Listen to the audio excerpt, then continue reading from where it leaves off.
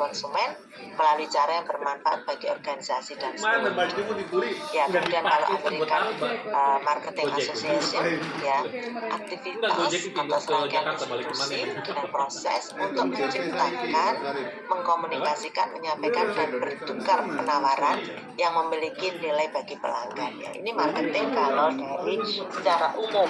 Dan teori-teori marketing semuanya muncul dari organisasi privat, ya, swasta, di mana orientasinya adalah profit oriented, ya. Nah, ternyata ini ada perkembangan alat-alat untuk melakukan marketing, dimulai dari Kotler, ya, hanya 4P sampai ke Burp itu sampai 12P, ya, ada toolsnya. Kalau yang awal, yang Kotler itu tahun 2007, ya, kita lihat yang namanya marketing, alat marketing hanya produk, price, place, promotion.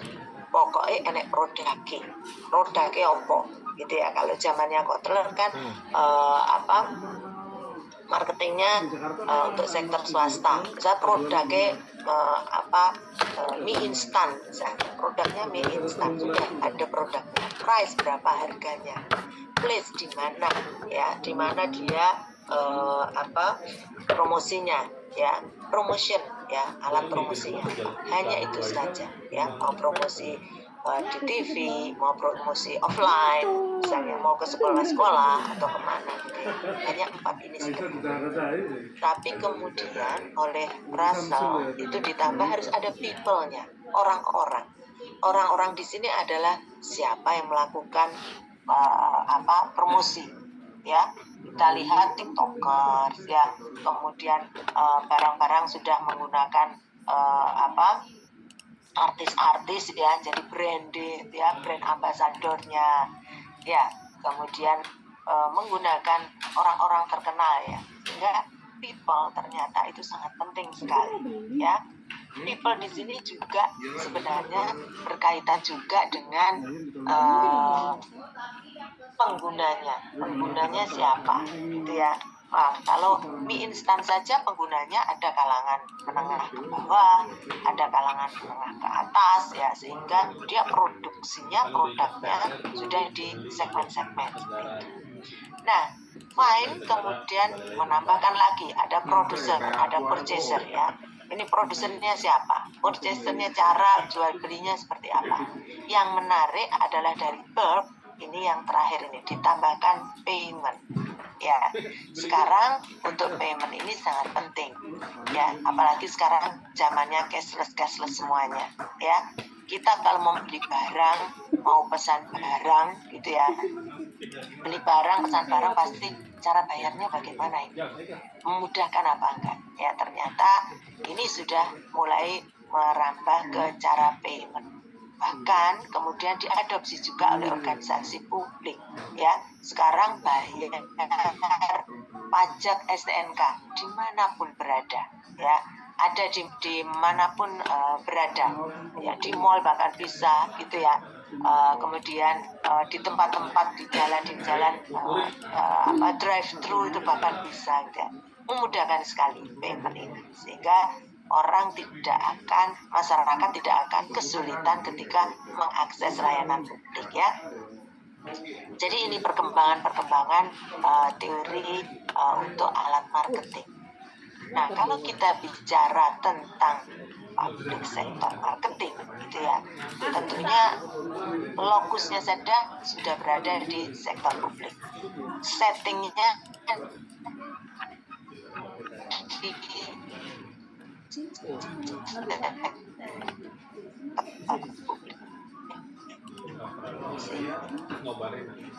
ya, pasti, ya, marketing sektor publik itu adalah marketing yang dilakukan. Kemudian kalau ini marketing sektor publik adalah pemasaran non profit, ya, non profit. Walaupun beberapa organisasi publik ada yang berorientasi profit, ya, misalnya rumah sakit ya. Selain memberi layanan kesehatan, dia juga harus punya profit dong. Seperti kereta api, ya, PT KAI, ya, PT KAI, walaupun dia memberikan layanan transportasi, tapi dia juga harus punya profit dong, gitu ya. Kantor pos juga sebagai public service obligation, ya. Nah, itu adalah tuntutan sekarang ini, ya, bahwa organisasi publik itu, ya, kalau menurut teorinya Osborne, semangatnya tidak hanya menghabiskan dana, tapi juga bagaimana, ya, menghasilkan dana, kan begitu. Namun menurut Hairani, Edison, dan Fabrizan, bahwa marketing sektor publik itu non profit, ya, yang dilakukan oleh pemerintah. Ya, ini adalah marketing sektor publik. Nah, kalau kita lihat lagi, itu ya, ini ada namanya public sector shifting, ya, bahwa ada perubahan antara tujuan dari organisasi publik dan privat. Kalau dulu sektor publik dan sektor privat, namanya publik itu zaman dulu itu berarti, ya, memecahkan isu publik, ngurusi kesejahteraan masyarakat, ngurusi society, kan begitu, ya. Dia pure, murni, ya, murni tidak ngurusi profit. Tapi kalau organisasi privat, dia pure memaksimalisasi laba, orientasinya memang orientasi laba, kan gitu. Nah, tapi sekarang sudah ada pergeseran. Gitu ya, bahwa ternyata kedua-duanya, ya, sekarang baik sektor publik maupun sektor privat itu bergeser. Yang publik menjadi berorientasi profit juga. Ternyata publik juga diminta untuk mencari profit, sementara yang privat bergeser juga. Ternyata juga mempertimbangkan aspek sosial, juga orientasi pada kesejahteraan society. Sehingga ini yang sekarang menjadi sudah bergeser. Artinya organisasi publik juga sudah merambah pada profit, organisasi privat merambah kepada faktor-faktor sosial, ya, sehingga perlu semuanya yang namanya marketing. Oke, karena perlu ya, kita lihat apa perbedaannya, ya, marketing sektor publik dan privat. Karena kita fokus pada sektor publik, gitu ya, maka perspektifnya ada yang membedakan dengan sektor privat, ya. Di sini terlihat perbedaannya apa sih? Adanya legislatif, ya, ada birokrasi yang rumit, kurangnya sumber daya fisik, kurangnya sumber daya finansial, ya. Kalau di sektor privat, ya, konsumen selalu benar, ya. Pada sektor publik tidak benar seperti itu. Bahkan sektor publik pun, kalaupun konsumen tidak benar, ya, masyarakat itu pun juga bisa demonstrasi, ya, juga bisa memberikan mosi tidak percaya. Ya.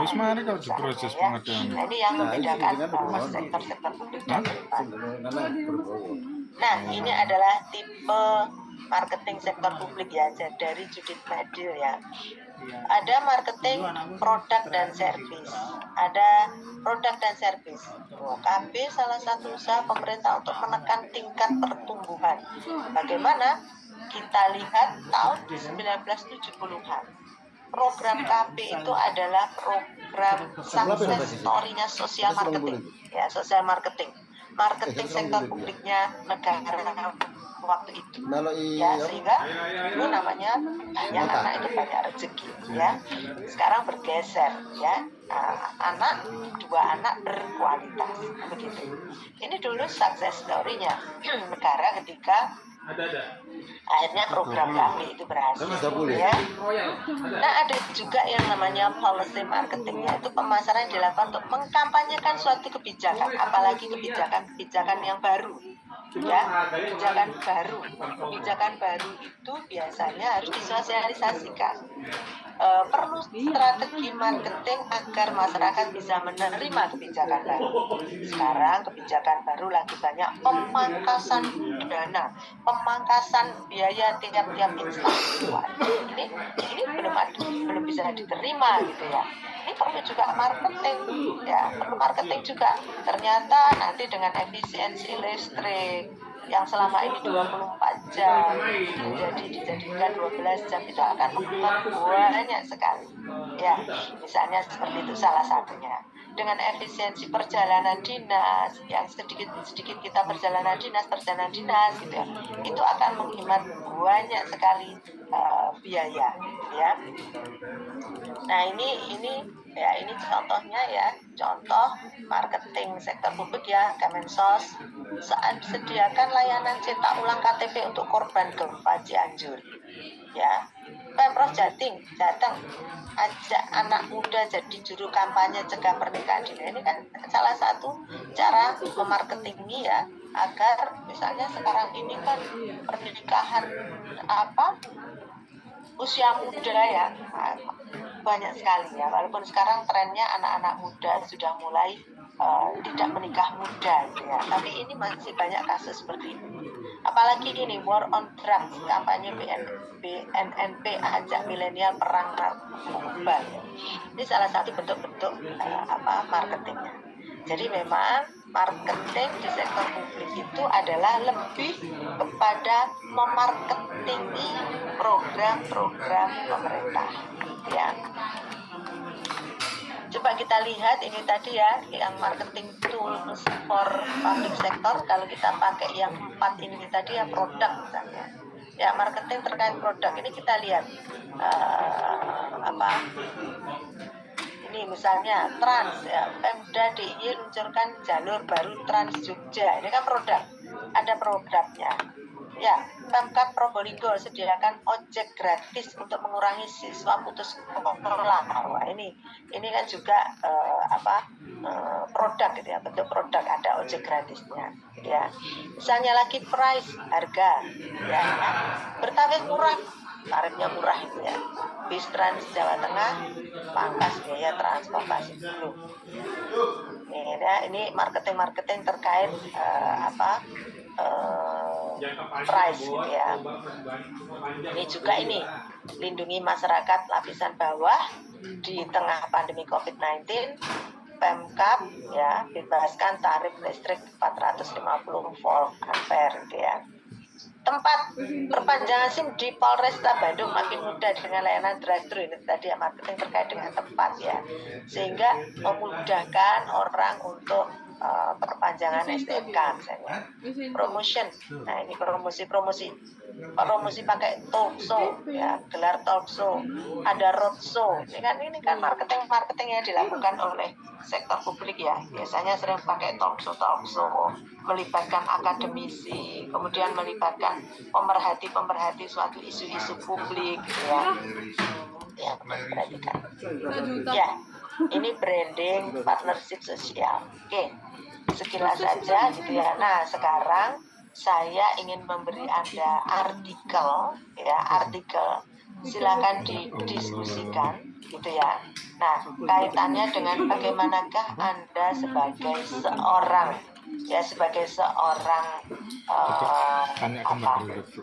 policy maker, pembuat kebijakan, silakan kemudian nanti apa yang harus dilakukan, marketing apa yang harus dilakukan terkait dengan isu-isu tersebut. Saya akan berikan tulisan saya ya di jurnal Scopus ya. Ada tulisan saya tentang pelayanan publik di Posyandu Udrikiji ya, Posyandu Jiwa. Nah, jadi ada Posyandu Jiwa. Terus kemudian ada juga tulisan saya tentang Go Back with Glee ya. Jadi tentang para TKI ya, TKI itu suka kembali lagi ke sana, suka kembali lagi bekerja ke sana.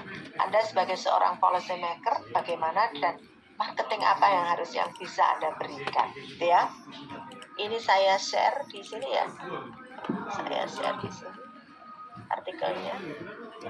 2 artikel, nanti yang di breakout room 1 dan 2 pakai artikel pertama, yang di breakout room 2 dan 3 pakai artikel kedua ya. Artikel pertama ini adalah Going Back with Glee.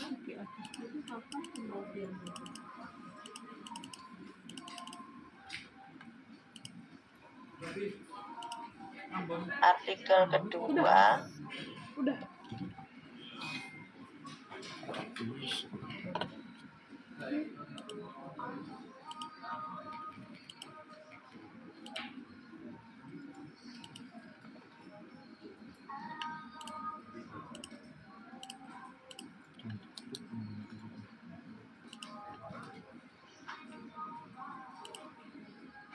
Ya.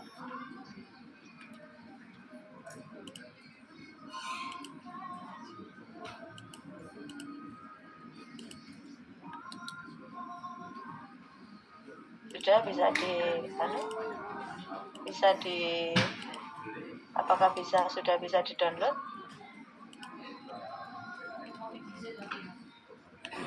Artikel pertama Going Pet Weekly itu adalah untuk nanti yang di breakout room 1 dan 2 gitu ya. Artikel kedua Servant Heart itu untuk yang di breakout room 3 dan 4. Oke, bisa dipahami?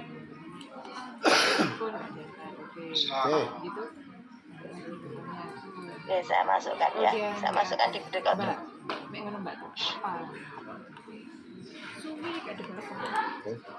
Silakan direview ya artikelnya.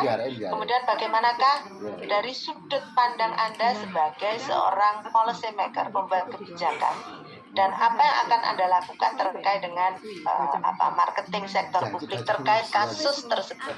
Apa yang sebaiknya Anda lakukan gitu ya. Ini saya kasih share screen, jadi nanti Anda diskusi di kelompok bisa share screen, bisa pakai share screen gitu ya. Oke, sudah, bismillah, saya masukkan ke grup jadi 4. Oke, silakan masuk. Tidak jadi dicari Mas Wahyu.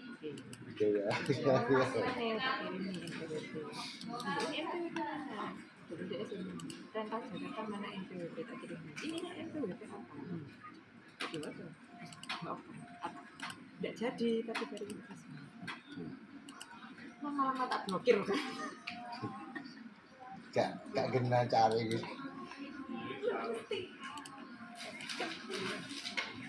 Apa sih gurih-gurih? Waalaikumsalam. Ya, Mas. 36 enggak jumlahnya 36. Tebel kalau dia nanti tebel gak apa-apa kan sama nunggu ini loh notai. Iya buku ini dikirim di CI. Itu nyusul sampai notanya ya. Oke siap. Iya gak apa-apa. Iya.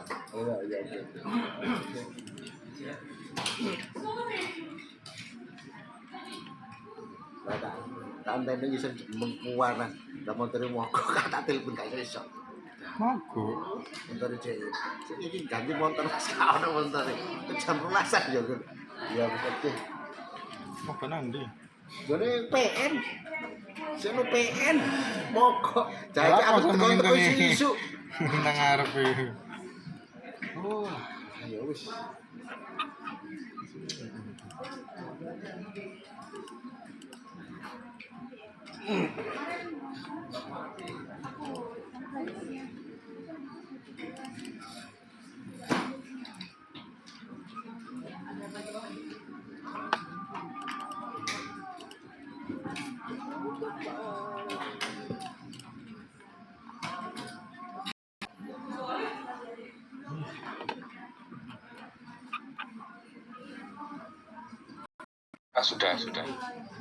Sudah. Pak Wahyu, guys. Hey. Apa? Skip bang. Piye bang piye?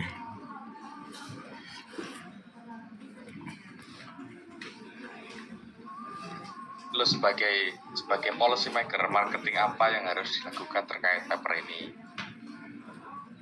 Itu loh Mas. Oke, aku udah download. Yang kita perhatikan yang kedua kan. Berarti aku lagi seperti itu.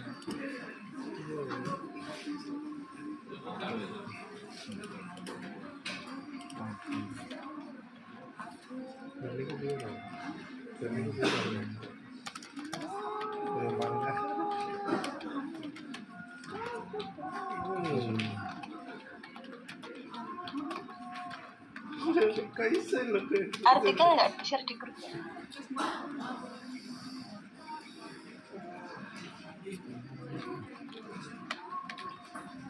Di background room sudah nggak bisa download artikel.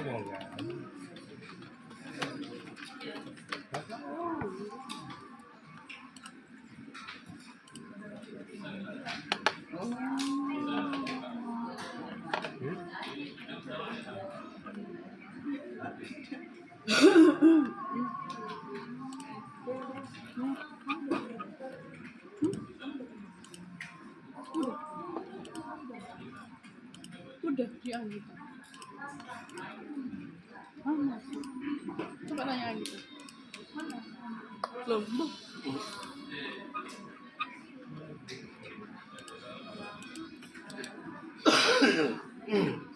kemana?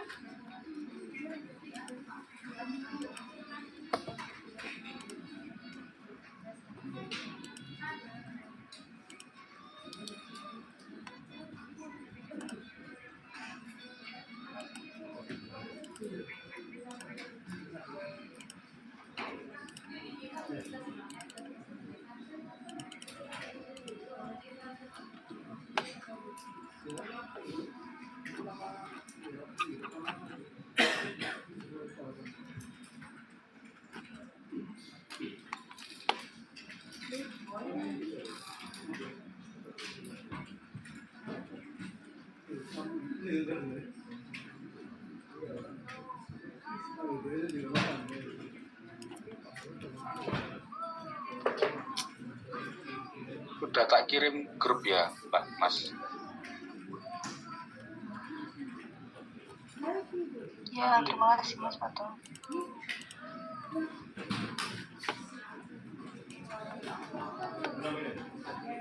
Yang punya aku juga di sana. Iya.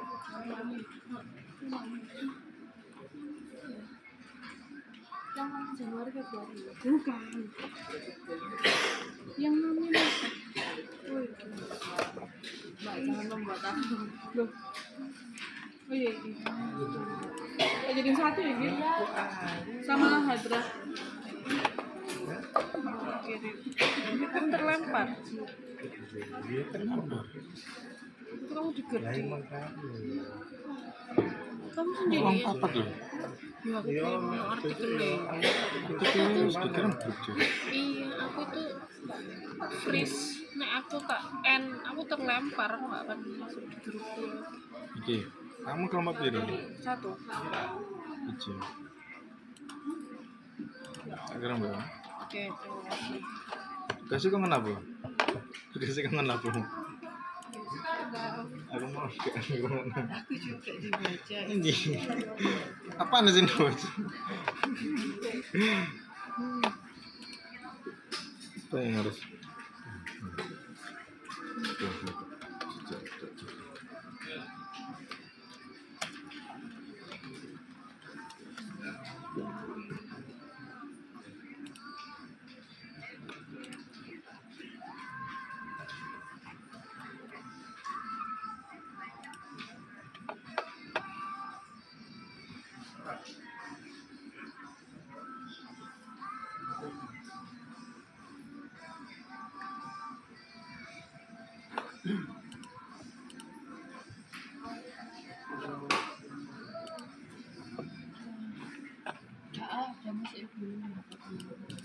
Hah? Kok iso gak ono? Lah NTPN-nya piye?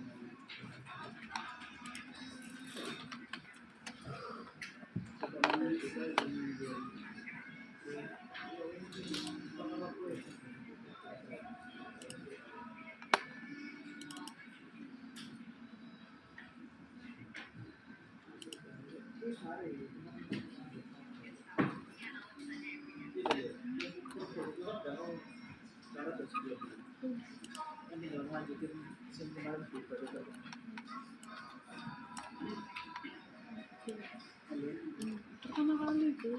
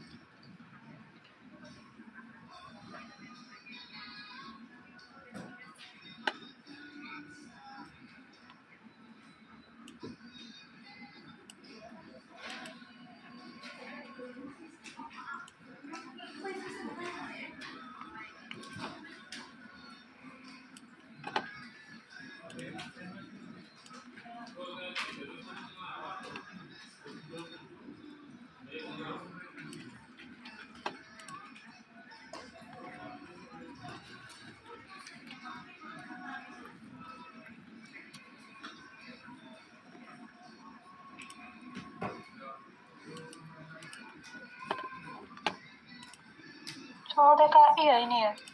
Kita ya dapetnya ya.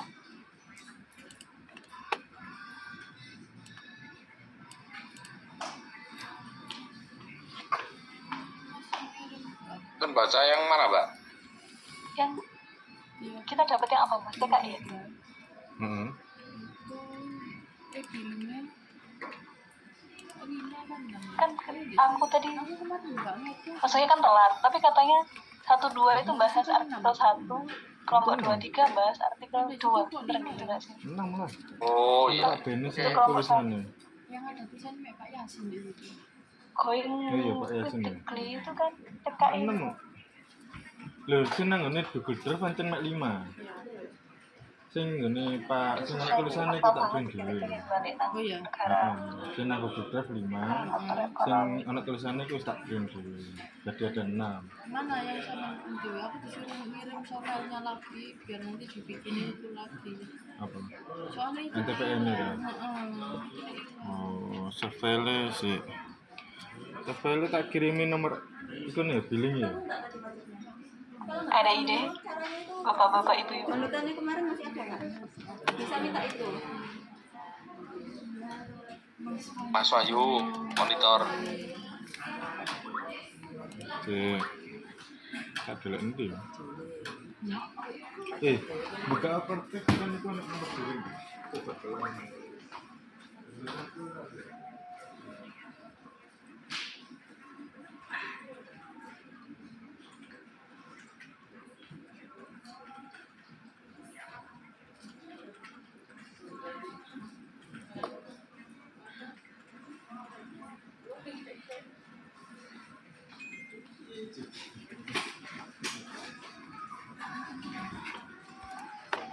Jatim yang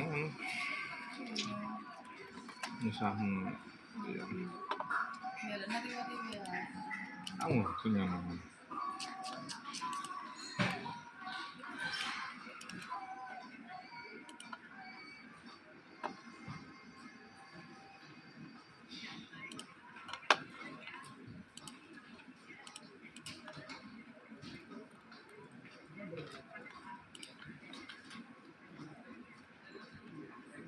Duh, Pak Beni tuh, sing tak kayak Pak Yasin. Pak Beni, Pak. Nomor Yasin. 1 lho Pak Beni. Pak Yasin. Kok ngerti ya, kamu? Dong, jenenge Yasin. Hah? Dek itu nih de apa namanya? Jajal ini. Nama itu nih tuh sama nama AN Yasin. TKI pengen balik ke negara. Mereka kerja yo. Kebanyakan pasti iya lah. Ekonomi sama kemudahan Iya. pekerjaan. Terus 450 ya. kita tugasnya apa ya? Marketing. Lu tak kirim Iya, WA ya? kirim Pak.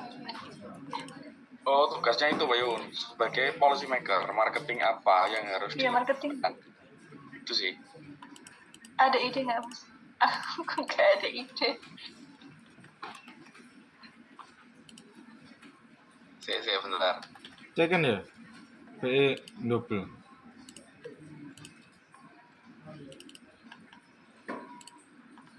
Soalnya fakta ya, kalau misalkan mereka ingin kembali ke negara mereka kerja, satu-satunya yang bisa menghalangi ya paling faktor emosi aja. Misalnya kayak yang sayang keluarga, nggak pengen jauh dari keluarga, paling ya itu.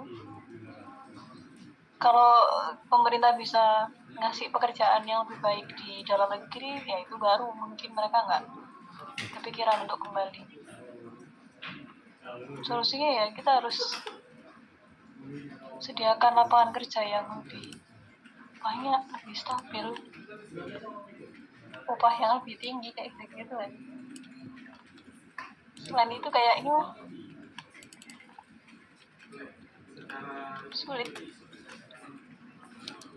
kecuali di faktor emosi, maksudnya faktor keluarga, keterkaitan emosi supaya nggak meninggalkan rumah gitu. Selain itu kayaknya nggak ada.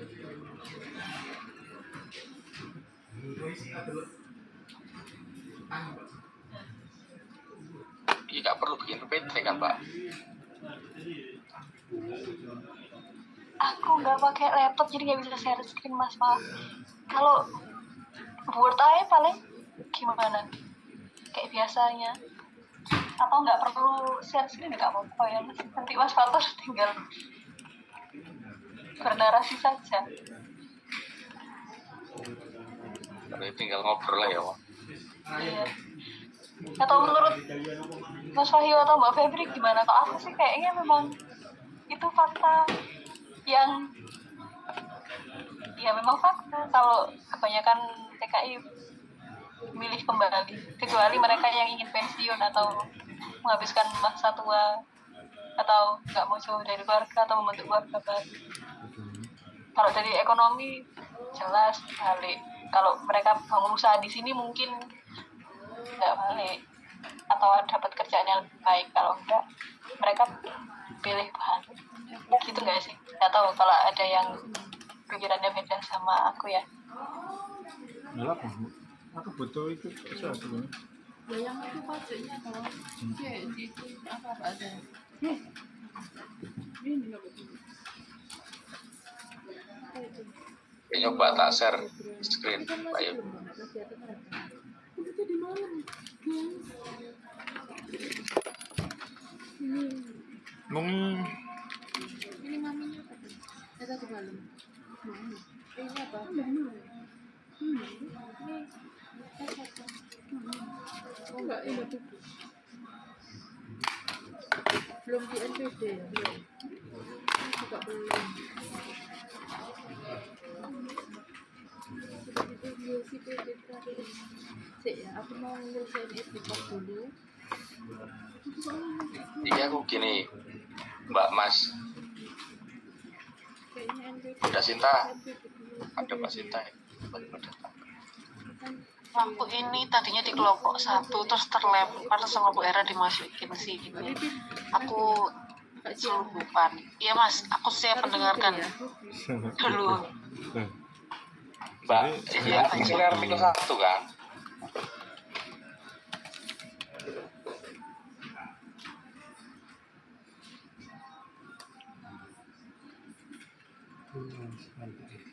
Nah, ini yang artikel pertama.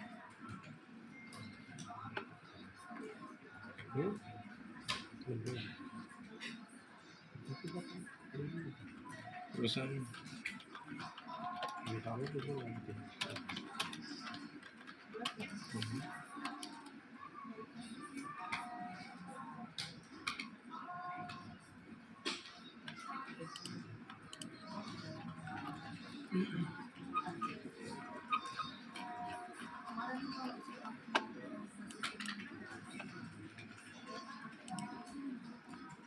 salah. Manut.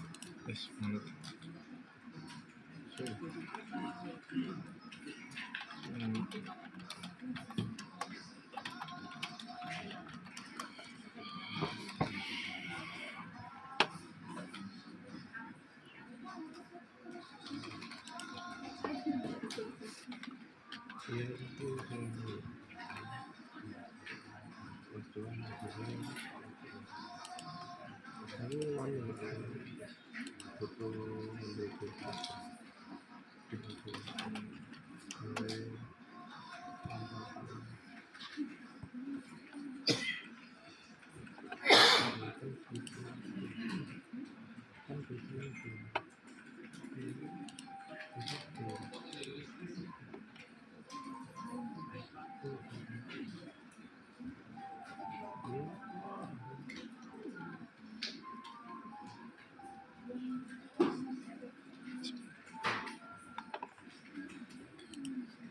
baca sekilas Mas, berarti solusinya kita lebih ke perlindungan TKI yang ada di sana ya, yang kembali ya, bukan untuk mencegah mereka kembali ke negaranya ya. Itu nggak Bukan, apa-apa, bukan. Mas? Oh, tak pikir untuk mencegah kembali ke negara. Wah, ini kira-kira telat. Ya udah, itu tadi udah oke. Masuk akal lah Mbak Iyi. Masuk akal untuk apa, perlindungan hak-hak dan juga keamanan TKI. Itu oke sih.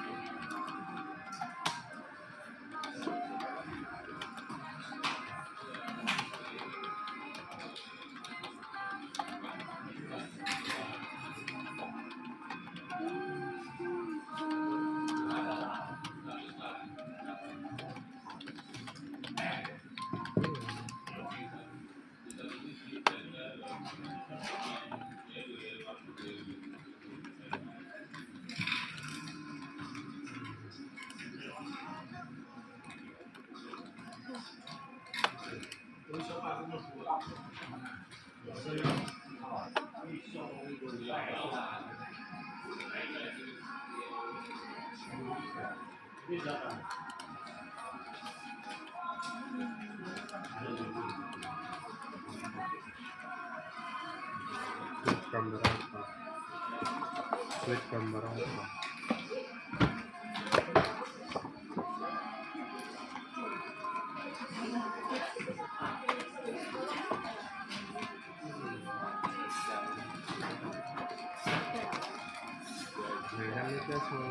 Mas Fatur boleh lihat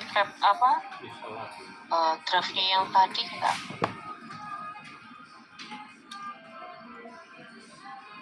Sering tahu Mbak. Gimana lah?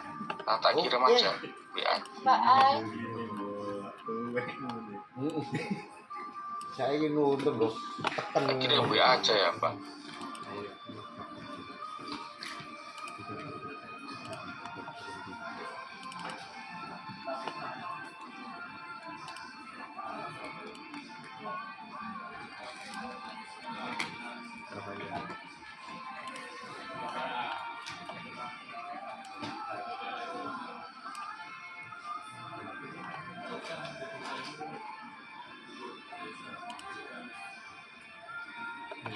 Dari awal berarti.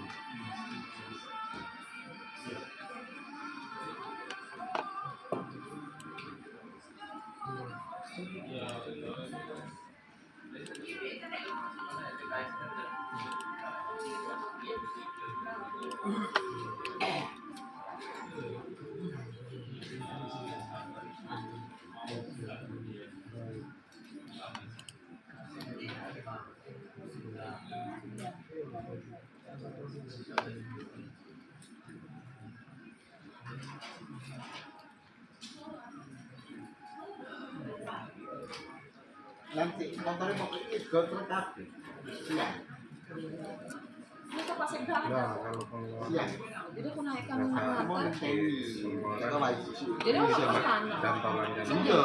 Ternyata mobil mogok ini mau Ya maksudnya apa mas? bukan punya salah satu. Enggak, saat ini jam 12 seperti itu. Ini pokoknya Banyak. pengeluarannya. Aku butuh satu aja untuk naik ke pasar. Ini kita ambil aja dia kok bingung, enggak lu PM aja. Aku bingung, makanya aku mau telepon apa Lesti sama Melayu ya merubah 36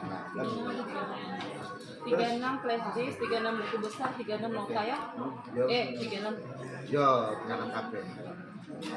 Jadi kita masukkan di pengantar. Aduh nggak bingung nih. Itu jadi stop sama pengantar, sama kena. Jadi di pengantar tuh beberapa buku kita serahkan. Mbak, terus yang flash di sini apa mas? Nek notanya untuk carrier ya, bukan situ. Flash disk nanti akan nunggu nota dia. Parang. Aku yang tak sampaikan ke Mahru, itu harus dikejar mas, kodoai, enakan kemeran. Kami usahakan kalau turun cepat, kami upayakan kalau misalnya nutut sebelum paripurna bukunya jadi. Tapi nek misalnya benar-benar nggak nutut, nanti akan kami sampaikan besok paripurna. Berarti nanti paripurna, dewan nggak megang nggak baca. Tapi bukti kita sudah makan, buku besar sudah kita angkat. Dokumen sudah ada. Iya kan? Jadi nggak ada sama sekali buku. Pengeluaran. Jadi nggak waktu jadi ini. Tapi aku WW sama anak Humas yang di inukan Humas cuma PPT, ya dibagus-bagusin. Ya laka tambah-tambahan. Enggak. Tapi itu. Nek notanya katanya belum ada perubahan. Mbak, Iya. kita lagi apa? Kita gini, sing koperasi. Nilainya 6,66. Yuk, iya. Aku dari awal itu gantian ya. Iya, 6,66 KD ini. Kita untuk Wahyu ya. Apa Doni lengkap? Hah? Loh, nek ada lengkap pasti lengkap datanya. Itu mah aku ketemu Doni bisa tak minta itu mau. Kalau itu lengkap buku sudah jadi dicetak tuh. Dah yo, Doni kita dicetak lagi apa habis ketol kayak foto. Tapi iki laporan iku kan. Ya wis gak apa-apa wis gak bener wis. Baik. Apa-apaan? Yuk, bagaimana? Pak, SPJ rapat fasa. Udah di Aku cuma mau bertanya SPJ-nya aja. Mau lu bertanya. Oh iya, dia tapi lagi- dorong mudun.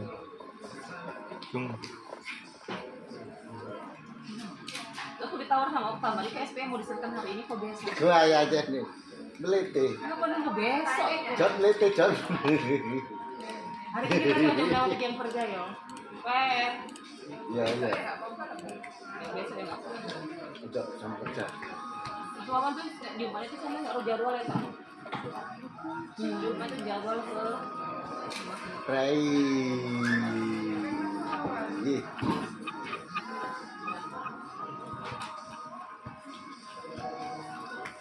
udah siap tinggal nunggu dokumen.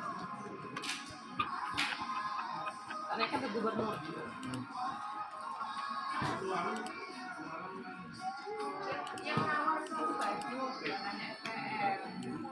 Aku tak ngajak pakai batik. Yo, hati apa? Aku kadang pakai ini semalam. Oh. Kebang cuci. Wah, Wah, nggak panas. sih kalian mau batik nggak? Oke. Barang kayak naik. Kuripnya lo yang iya, nggak enak keluar masuk ruang itu tuh, baju beda sendiri.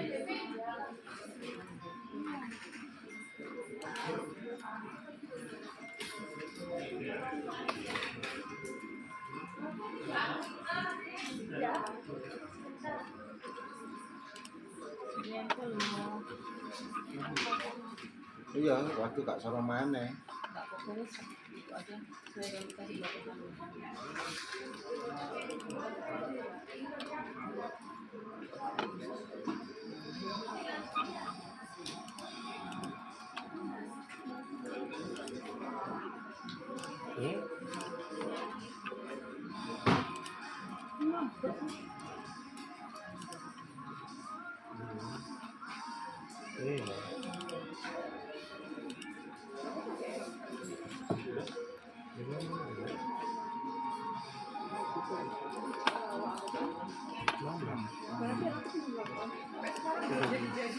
Betul lagi.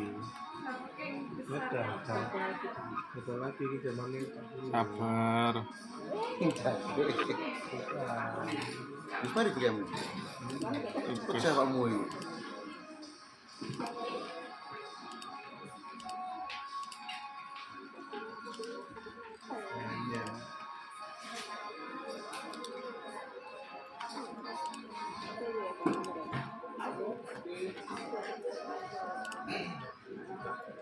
Iki lari tak ganti gini. Apa nih?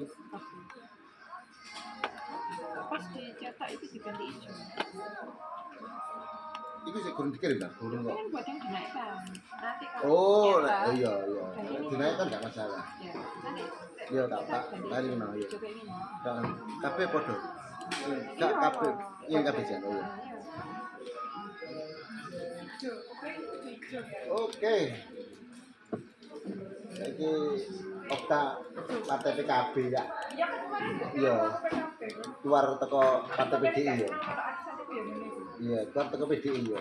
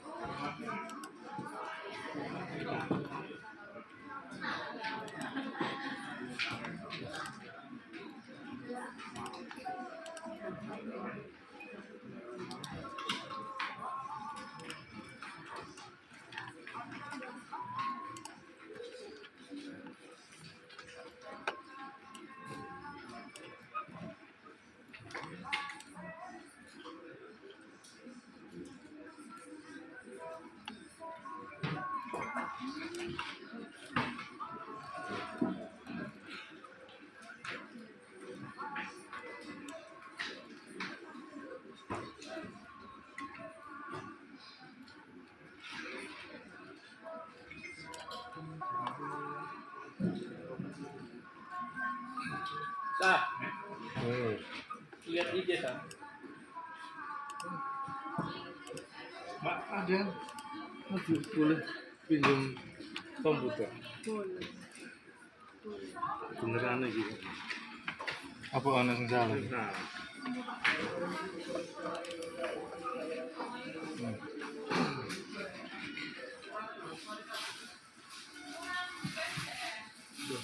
ini juga tekan di ada. Ada. Buka lewat mana? Boleh aneh ke sana Mbak Adel. Ambil dari sini. Ini.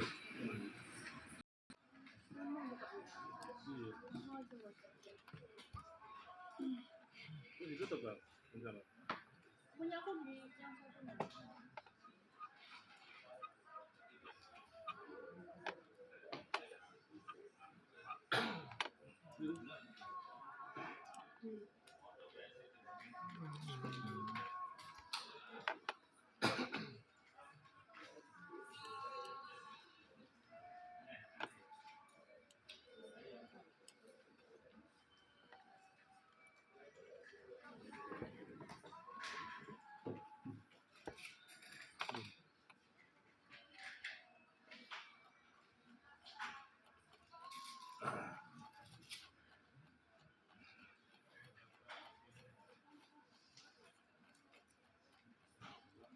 Assalamualaikum. Salam. Ya, silakan presentasi mulai dari yang kelompok 1. 1, 2, 3, 4. Nah, nggak usah lama-lama ya presentasinya ya. Jawab. Ya, silakan. Assalamualaikum warahmatullahi wabarakatuh. Mohon izin benar rekan-rekan sekalian dari Kurikulum 1 izin menyampaikan hasil diskusi.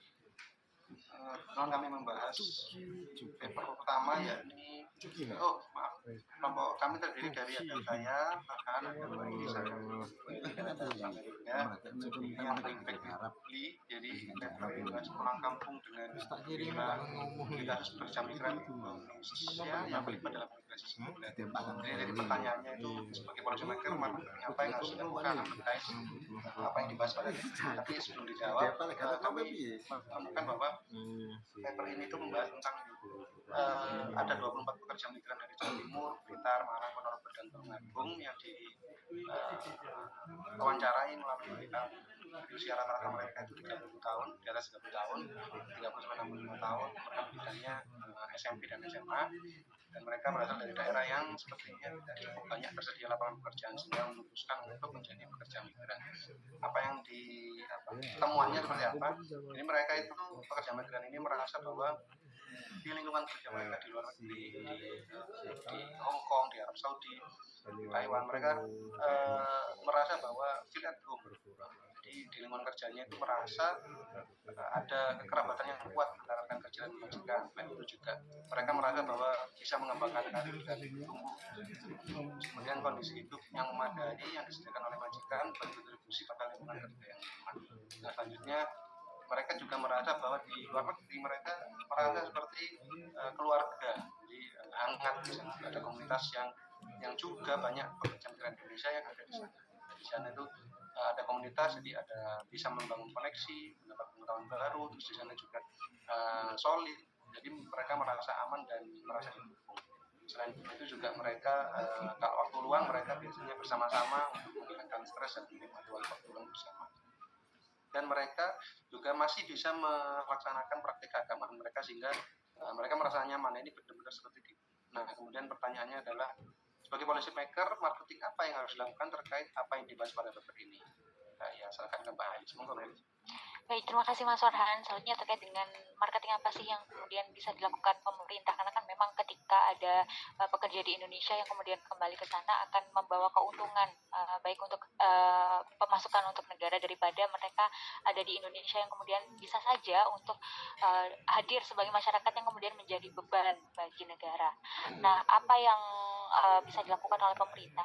Part P dari Kotler ini kita mengambil dari salah satu sisi yakni promotion, bahwa hal ini bisa dilakukan misalnya secara spesifik seperti instansi seperti Balai Latihan Kerja atau Badan Perlindungan Tenaga Migran Indonesia itu bisa mempromosikan bahwa bekerja di luar negeri itu lebih baik, menghasilkan dampak yang positif baik untuk individu itu sendiri. Nah, promosi itu bisa dilakukan melalui konten-konten media sosial atau via influencer yang kemudian dapat memberikan informasi, misalnya dari rata-rata penghasilan yang di atas 10 juta per bulan dibandingkan dengan Indonesia yang mungkin UMR-nya memang lebih rendah dan minim. Kemudian di sana juga tidak ada batas usia, tapi memang harus memiliki skill atau kemudian kemampuan yang lebih untuk menjalankan pekerjaan di sana. Nah, info lain juga bisa disampaikan melalui promotion menjadi pekerja migran itu bisa meningkatkan ekonomi keluarga sekaligus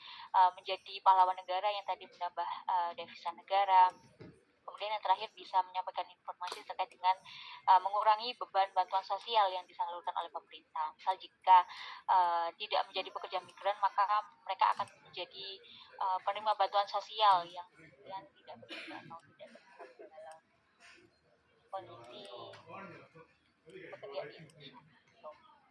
Mungkin itu Bu Erna dari diskusi dari kelompok 1. Ya, terima kasih. Jadi ini mempromosikan agar orang-orang justru bekerja di luar negeri ya, tapi dengan itu ya full skill ya. Ya. Iya, Bu, betul. Ya, oke. Oke, lanjut yang kelompok lainnya. Jadi tidak apa-apa, ini pura-puranya satu kelompok ini adalah policy maker, satu kelompoknya lagi policy maker gitu ya.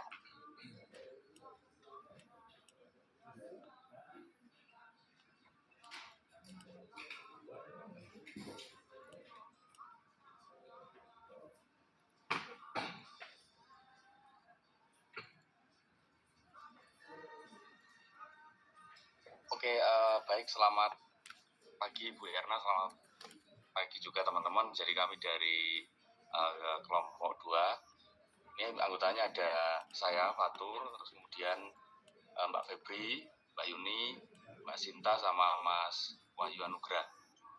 Jadi kita sama membahas tentang artikel yang pertama.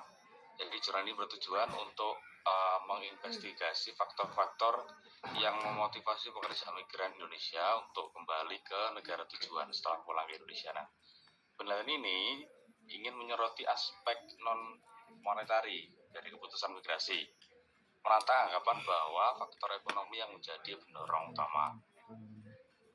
Nah, kemudian temuan utama kami, yang pertama ada faktor non-monetary. Penelitian menunjukkan bahwa lingkungan kerja yang mendukung kesempatan untuk kemajuan karir dan ada komunitas yang memberdayakan merupakan motivasi signifikan bagi pekerja migran untuk kembali ke negara tujuan mereka. Kemudian kedua, dukungan komunitas. Jadi para pekerja merasa lebih terhubung dan diterima di komunitas mereka di luar negeri, yang membantu mengurangi perasaan isolasi serta memenuhi kebutuhan sosial dan spiritual mereka. Nah, kemudian sebagai policy maker, apa yang kemudian langkah strategis yang bisa kita ambil dari fenomena yang ada di dalam paper tersebut. Kemudian yang pertama, rekomendasinya ada, ini terkait dengan promosi juga, pengembangan kampanye dan informasi, peningkatan edukasi dan kesadaran. Jadi membuat kampanye yang meningkatkan kesadaran tentang manfaat serta risiko migrasi, termasuk keuntungan non-monetary seperti kesempatan berkarir dan komunitas yang mendukung. Terus kemudian sumber daya online, mengembangkan platform online yang menyediakan informasi dan cerita sukses dari pekerja migran yang telah kembali untuk menarik perhatian orang-orang yang beringat. Kemudian penciptaan lapangan kerja atau lingkungan kerja yang mendukung. Nah, ini bisa dilakukan dengan yang pertama, kerjasama dengan perusahaan. Jadi kerjasama dengan perusahaan-perusahaan di negara tujuan untuk menciptakan lingkungan kerja yang lebih inklusif, yang bisa mencakup pelatihan untuk menunjang karir para pekerja migran. Terus kemudian adanya standar kualitas kerja. Jadi mengembangkan pedoman atau regulasi yang memastikan bahwa pekerja migran memiliki akses ke kondisi kerja yang lebih baik dan kesempatan pengembangan karir. Terus kemudian ada program pemberdayaan komunitas seperti pembentukan komunitas migran serta aktivitas sosial dan budaya. Fasilitas sosial dan budaya memperkuat nilai-nilai komunitas di negara tujuan sehingga para pekerja dapat merayakan warisan mereka sambil berintegrasi ke dalam masyarakat lokal. Kemudian ada peningkatan akses terhadap kebijakan pemerintah. Ini berupa adanya dukungan kebijakan berupa advokasi terhadap kebijakan pemerintah yang mendukung migrasi sirkuler dengan memberikan akses ke pelatihan, keterampilan, pertukaran informasi, dan perlindungan hukum bagi para pekerja migran. Kemudian ada program reintegrasi, mengembangkan program reintegrasi yang membantu pekerja migran saat mereka kembali ke Indonesia dengan menyediakan pelatihan dan dukungan untuk penggunaan keterampilan yang diperoleh di luar negeri. Kemudian ada riset dan data, sebagainya termasuk pengumpulan data yang terpercaya serta pemantauan dan evaluasi. Bagaimana implementasi sistem pemantauan untuk mengevaluasi dampak dari program-program yang telah dijalankan serta penyesuaian kebijakan berdasarkan umpan balik dari para pekerja migran. Kemudian terakhir ada kemitraan internasional, bentuknya bisa kerjasama regional, membangun kemitraan dengan negara-negara lain di ASEAN untuk berbagai praktek terbaik dan mengatasi tantangan bersama dalam mobilitas pekerja. Kemudian yang terakhir, dialog bilateral, jadi mengadakan dialog dengan negara tujuan terkait perlindungan pekerja migran dan perbaikan kebijakan yang mendukung manfaat migran sirkulasi bagi semua pihak yang telah terlibat di sana. Mungkin itu Bu Erna dari kelompok 2. Terima kasih. Assalamualaikum warahmatullahi wabarakatuh. Terima kasih. Nah, makin kreatif toh ini, makin banyak toh ini alternatifnya. Ya, makasih. Kelompok 2. Ini sudah ada 2 kelompok policy maker ini ya. Oke, lanjut. Yang kelompok 3. Kelompok 3 berbeda. Kalau yang kelompok pertama ini adalah, tadi temanya adalah para pekerja migran gitu ya. Para pekerja migran yang sudah pulang tapi balik lagi ke sana. Ya, kalau orang-orang kita mengira kalau apa sih? TKI kok balik lagi, oh pasti butuh uang gitu ya. Tapi ternyata Anda bisa melihat di dalam artikel saya itu tidak hanya uang semata, walaupun uang pasti ya dicari. Tapi mereka ngomong di sana saya like a home, seperti di rumah ya. Dia menyebutkan bukan house tapi home gitu ya. Jadi rumah gitu ya, rumah tanda petik ya, rumah di hati kan gitu ya. Kemudian di sana juga like a family. Ya, jadi itu yang menambah hal kenapa seorang TKI balik lagi ke sana ya. Negeri rantau itu malah seolah-olah home-nya gitu ya, karena dia di sana punya komunitas gitu ya. Kesulitannya saya waktu mencari data ini karena mereka itu tidak bisa saya temui langsung gitu ya, jadi by WA, by phone, dan saya harus begini, kalau misalnya sekarang WA itu mungkin minggu depan itu baru bisa bisa saya telepon gitu ya, atau kadang mereka hanya pegang HP itu pada malam hari, sehingga siang itu mereka kerja gitu ya, nggak pegang HP. Itu kesulitan pada saat mencari data, tapi itu uniknya gitu ya, justru itu uniknya. Oke, ya itu ya. Jadi Anda sebagai policy maker punya fenomena seperti itu gitu ya. Saya punya artikel tentang buruh migran itu punya 2. Yang satunya di Korea, buruh migran yang di Korea. Nanti akan saya berikan lagi ya. Oke, yang kedua, artikel yang kedua, kelompok 3 dan 4, silakan. Iya, kelompok 3 ya, Bu.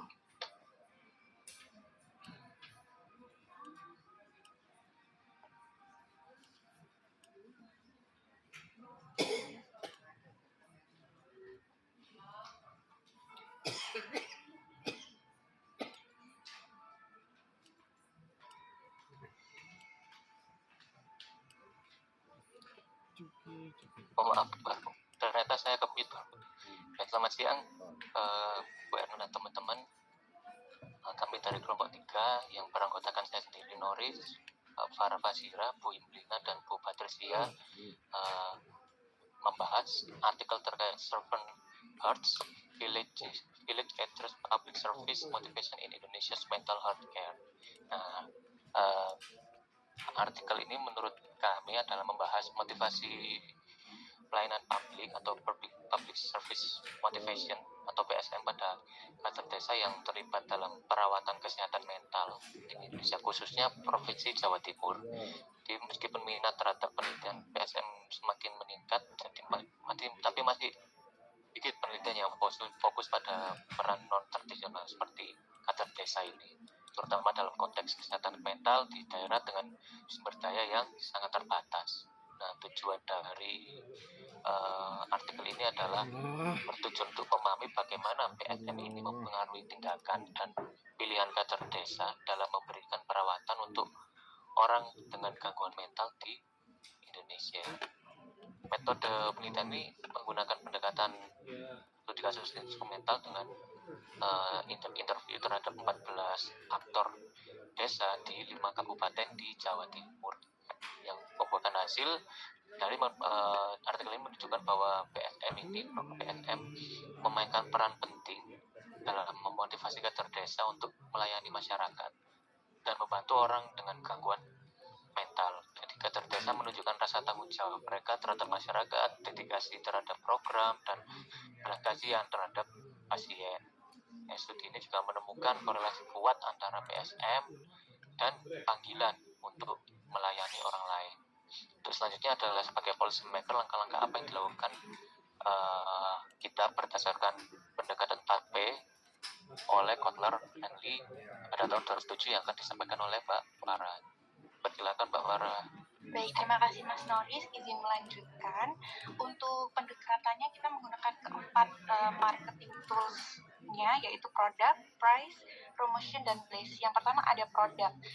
Jadi sebagai policy maker, kita merekomendasikan untuk meningkatkan dan memperluas layanan kesehatan mental berbasis komunitas. Sebagai langkahnya yaitu standarisasi dan peningkatan kapasitas kader desa melalui pelatihan rutin, dan juga integrasi layanan kesehatan mental dengan layanan kesehatan primer seperti puskesmas, posyandu, agar masyarakat ini lebih mudah mengakses layanan. Kemudian bisa juga dengan penguatan layanan berbasis komunitas. Nah, sehingga dampak kebijakannya masyarakat dapat memiliki akses yang lebih luas terhadap layanan kesehatan mental, dan juga kader desa ini bisa mendapatkan pelatihan yang lebih baik untuk menangani pasien secara profesional. Kemudian untuk price-nya, jadi price ini sebenarnya tidak tentu harga saja, namun stigma juga termasuk. Nah, untuk langkah kebijakannya menyediakan insentif finansial bagi kader desa seperti honorarium atau tunjangan transportasi agar mereka lebih termotivasi, karena dari penjelasan artikel, kader desa ini belum mendapatkan honorarium yang setimpal, yang setara dengan kinerja mereka. Kemudian juga menjamin akses layanan kesehatan mental gratis atau subsidi, terutama bagi masyarakat miskin atau kelompok rentan. Kemudian membuat program advokasi untuk mengurangi stigma seperti kampanye publik yang melibatkan tokoh masyarakat dan pemuka agama. Kemudian untuk dampak kebijakannya, sehingga kader desa ini lebih berkomitmen untuk menjalankan tugas karena mendapatkan insentif yang lebih layak. Kemudian pasien ini dan keluarga lebih terdorong untuk mencari perawatan tanpa takut biaya atau stigma sosialnya. Nah, untuk promotion kami juga merekomendasikan edukasi dan kampanye kesadaran publik. Langkahnya adalah melaksanakan kampanye nasional anti stigma terhadap gangguan mental melalui media sosial, televisi, maupun radio. Kemudian mengembangkan modulnya berupa modul edukasi kesehatan mental di sekolah dan di komunitas, sehingga masyarakat ini lebih memahami bagaimana gangguan mental dan cara menanganinya. Selanjutnya dapat melibatkan tokoh masyarakat juga. Nah, untuk dampak kebijakannya, kesadaran masyarakat meningkat sehingga stigma ini terhadap gangguan mental dapat berkurang. Masyarakat juga lebih proaktif dalam mencari bantuan mendukung individu dengan gangguan mental. IP yang terakhir adalah place, yaitu meningkatkan akses layanan kesehatan mental. Untuk langkah kebijakannya membangun lebih banyak pusat pelayanan kesehatan mental berbasis komunitas di tingkat desa dan kecamatan. Selanjutnya memastikan tenaga kesehatan mental ini tersedia di puskesmas dan layanan kesehatan primer, sehingga pasien tidak pergi jauh untuk mendapatkan perawatannya. Kemudian meningkatkan layanan kesehatan mental berbasis digital seperti telemedicine atau aplikasi konsultasi psikolog online untuk menjangkau daerah terpencil. Nah, dampak kebijakannya, masyarakat ini memiliki lebih banyak pilihan untuk layanan kesehatan mental sehingga mudah diakses. Dan penanganan pasien dengan gangguan mental ini dapat dilakukan lebih cepat melalui sebelum kondisinya memburuk. Nah, untuk target marketnya sendiri, ini kita fokus kepada kelompok prioritas, yaitu menargetkan pasien dengan gangguan mental ringan hingga sedang untuk mendapatkan perawatan berbasis komunitas sebelum kondisinya memburuk. Kemudian memberikan dukungan kepada keluarga pasien melalui konseling dan edukasi, dan mengajak organisasi masyarakat dan sektor swasta untuk berpartisipasi. Nah, untuk dampak kebijakannya, pasien ini mendapatkan perawatan yang lebih cepat dan efektif sebelum kondisi mereka semakin parah. Keluarga juga lebih siap dan mampu memberi dukungan yang dibutuhkan pasien, dan keterlibatan berbagai pihak meningkatkan efektivitas program kesehatan mental. Mungkin sekian presentasi dari kelompok 3 terkait dengan artikel Servant Heart Village Cadres Public Service. Saya kembalikan kepada Mas Noris. Ya, terima kasih Mbak Paras. Sekian, terima kasih dari kelompok kami. Assalamualaikum warahmatullahi wabarakatuh. Waalaikumsalam. Ya, terima kasih. Lanjut yang kelompok 4. Ya, izin just ke Eva.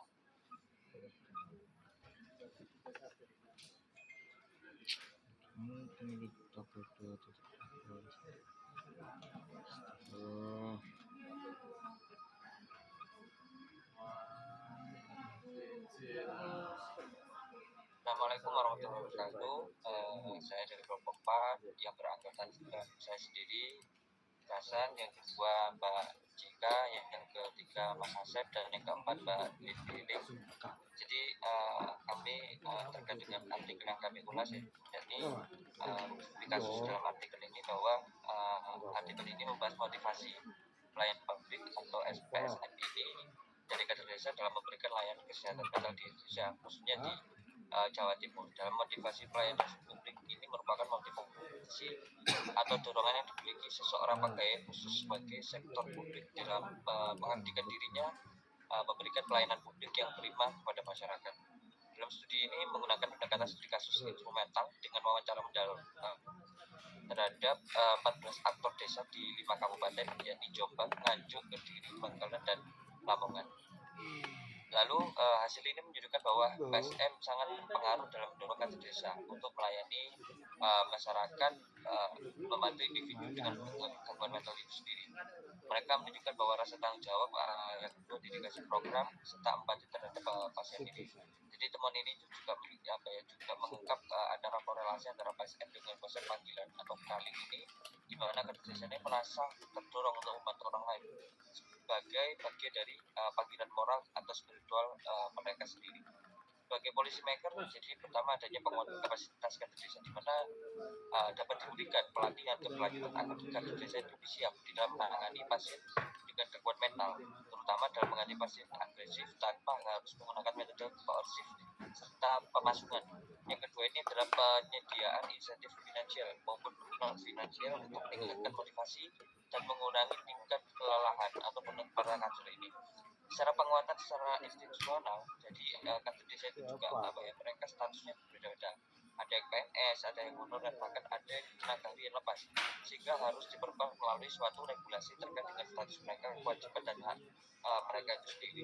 Dan yang ketiga yaitu integrasi kesehatan mental dan dengan pemerintah desa, yang artinya bahwa bagaimana bisa mendorong kolaborasi antara puskesmas, pemerintah desa, dan kader desa ini memperluas jangkauan layanan kesehatan mental yang berbasis komunitas. Yang kedua yaitu mengalokasikan dana desa untuk mendukung operasional kesehatan jiwa serta kegiatan rehabilitasi sosial pasien dengan gangguan mental ini. Lalu yang keempat yaitu peningkatan kesadaran masyarakat, di mana untuk mengadakan program edukasi untuk mengurangi stigma terhadap individu dengan gangguan mental, meningkatkan pemahaman masyarakat itu pentingnya untuk dari yang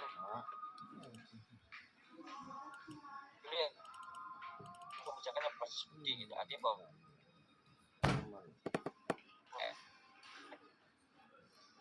dalam mental super yang terbatas. Yang kedua itu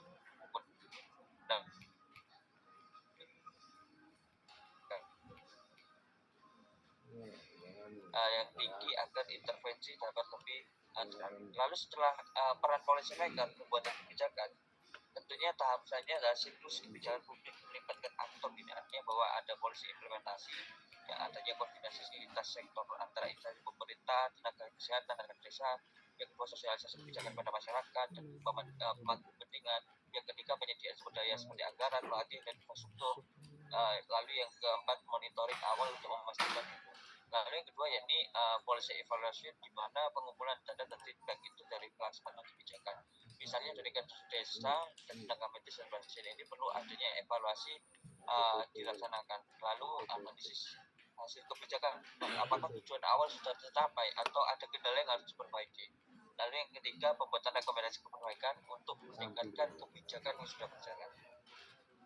Setelah ada policy making, tentunya terlibat kerja dan komunikasi publik sangat penting untuk memastikan kebijakan yang diterima, dipahami dan didukung oleh masyarakat lainnya. Saya dijelaskan oleh Mbak Cika dari kelompok saya. Oke, baik, terima kasih Mas Jasa. Selanjutnya setelah tahap policy making ini ada strategi marketing dan komunikasi publik, di mana dalam konteks kesehatan mental berbasis komunitas ini yang bisa dilakukan adalah yang pertama adalah sosialisasi dan branding program agar kebijakan kesehatan mental ini dapat dikenal luas.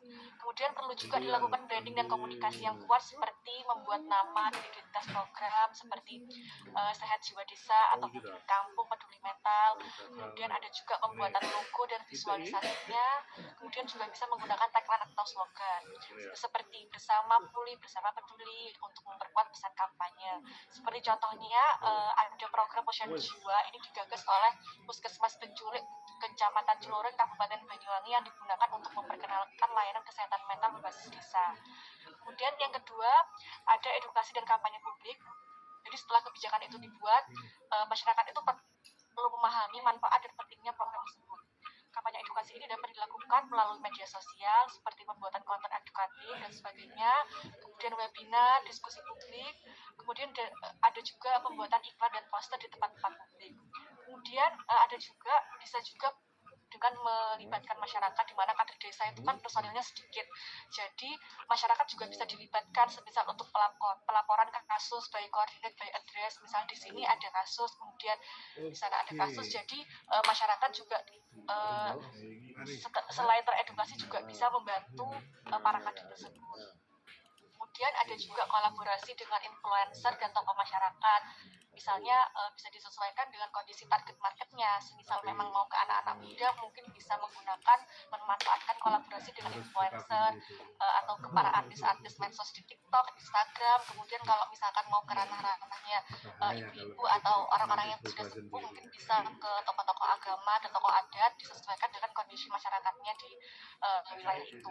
Kemudian yang keempat ada pendekatan personal dan door to door atau jemput bola ya. Jadi tidak semua masyarakat itu kan memiliki akses ke media digital atau mungkin paham apa sih isu kesehatan mental. Jadi mungkin bisa langsung dengan melakukan kunjungan ke rumah-rumah pasiennya itu oleh kader desa. Kemudian juga bisa melalui forum warga dan diskusi kelompok. Kemudian juga bisa melalui simulasi dan pelatihan bagi masyarakat. Kemudian yang terakhir ada monitoring dan evaluasi strategi marketing, di mana strategi ini bisa diterapkan melakukan evaluasi untuk melihat efektivitasnya. Yang pertama adalah dengan melalui survei kepuasan masyarakat, kemudian analisis data digital dan juga feedback dari kader dan tenaga kesehatannya. Karena kan pelaksana ini yang mengerti bagaimana di lapangan itu berjalannya seperti apa. Jadi mereka mungkin lebih tahu. Sekian dari kelompok kami, Bu Erna. Terima kasih.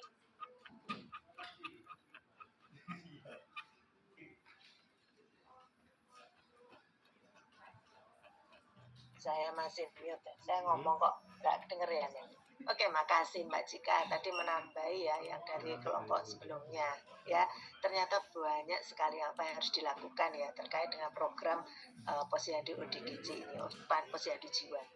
Nanti insya Allah akhir April atau awal Mei saya mengajak mahasiswa S1 mata kuliah pengembangan kapasitas sektor publik, saya ajak berkunjung ke Posyandu Jiwa di Kediri.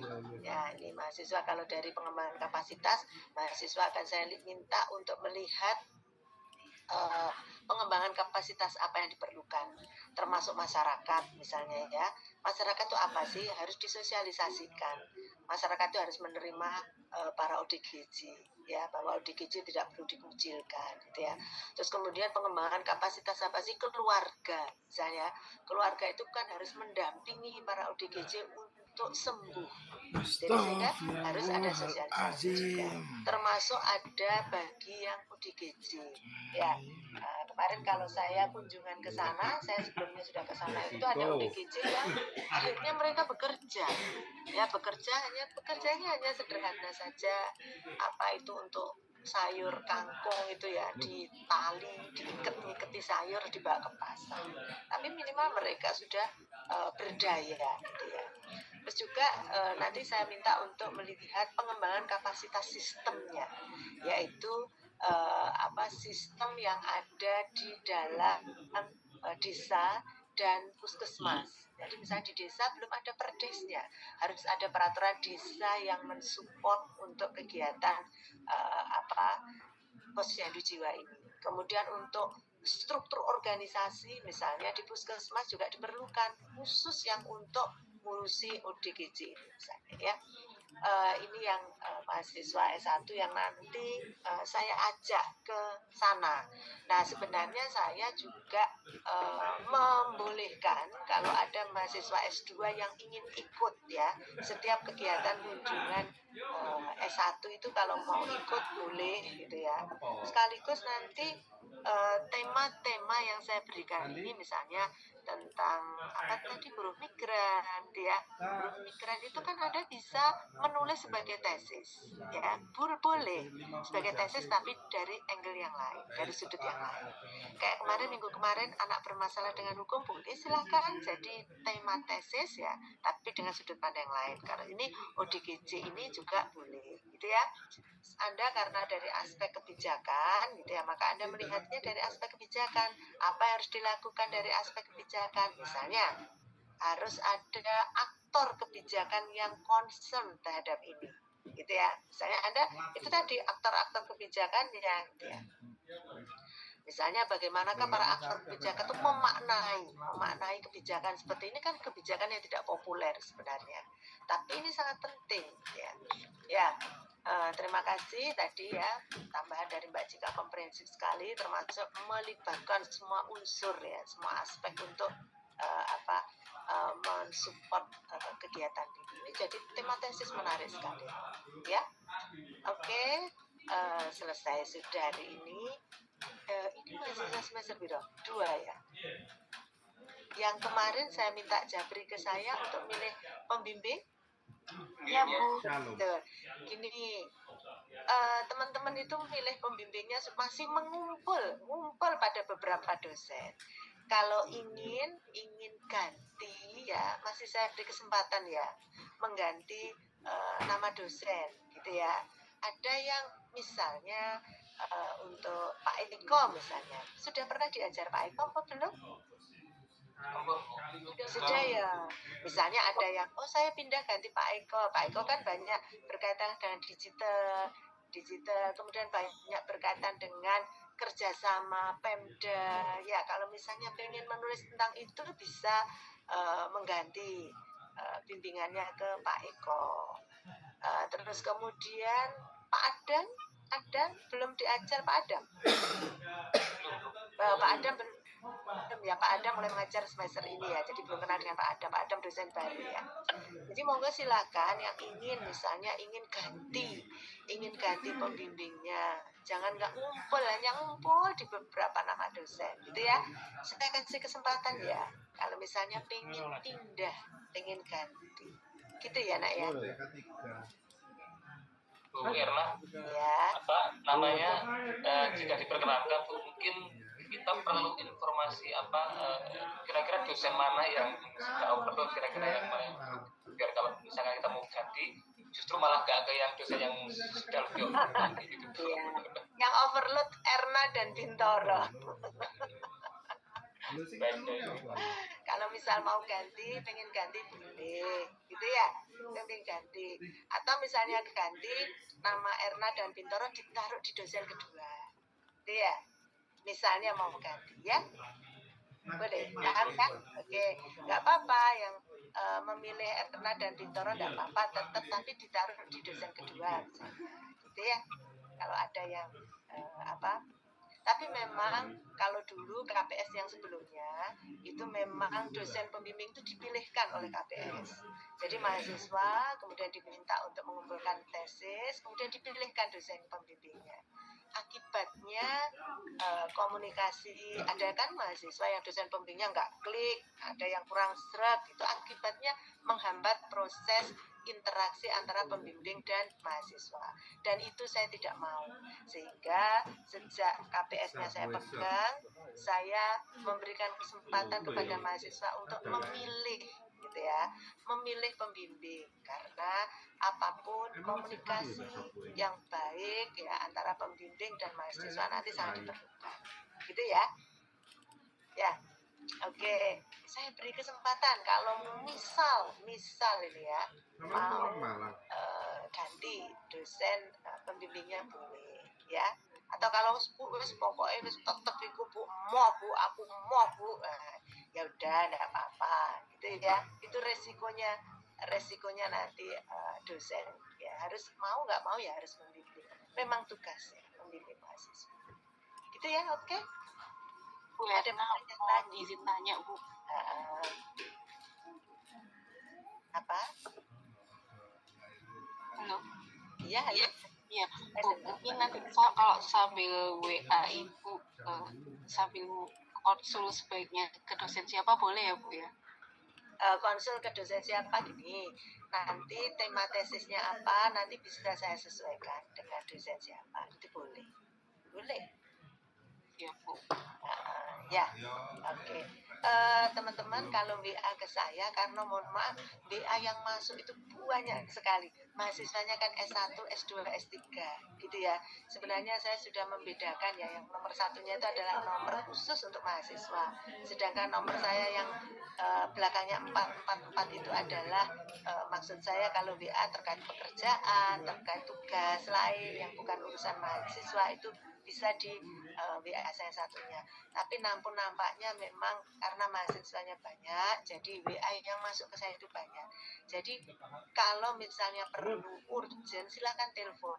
Saya di telepon itu tidak apa-apa, sudah saya info berkali-kali ya. Saya tipe yang kalau di telepon itu tidak apa-apa. Jadi kalau misalnya WA-nya belum saya baca, belum saya respon, itu bukan berarti saya tidak mau membaca, tapi mungkin masih kelewatan di bawah, ketutup di bawah, ketumpuk-tumpuk. Jadi kalau penting misalnya mau diskusi, mau konsultasi, telepon aja nggak apa-apa. Ya, gitu ya. Oke, sebelum saya akhiri, ada pertanyaan lagi? Sementara cukup. Cukup ya, oke. Ya sudah ya, saya akhiri, sehat semuanya ya. Ini di detik-detik mau 10 hari terakhir ini mudah-mudahan sehat ya. Ini saya kok malah ambruk gini ya. Jadi bismillah, ini saya juga sehat, habis ini sehat. Semoga sehat Bu. Sehat kalau hanya flu aja itu nggak apa-apa, ini sakit biasa, sakit kecapean aja karena mungkin jadwal kita akan jadi agak bergeser gitu ya. Wes, bismillah, sehat semuanya ya. Amin. Menjalankan ibadah Ramadan ya. Oke. Ya, assalamualaikum.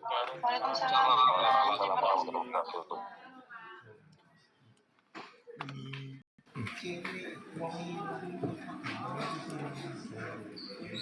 The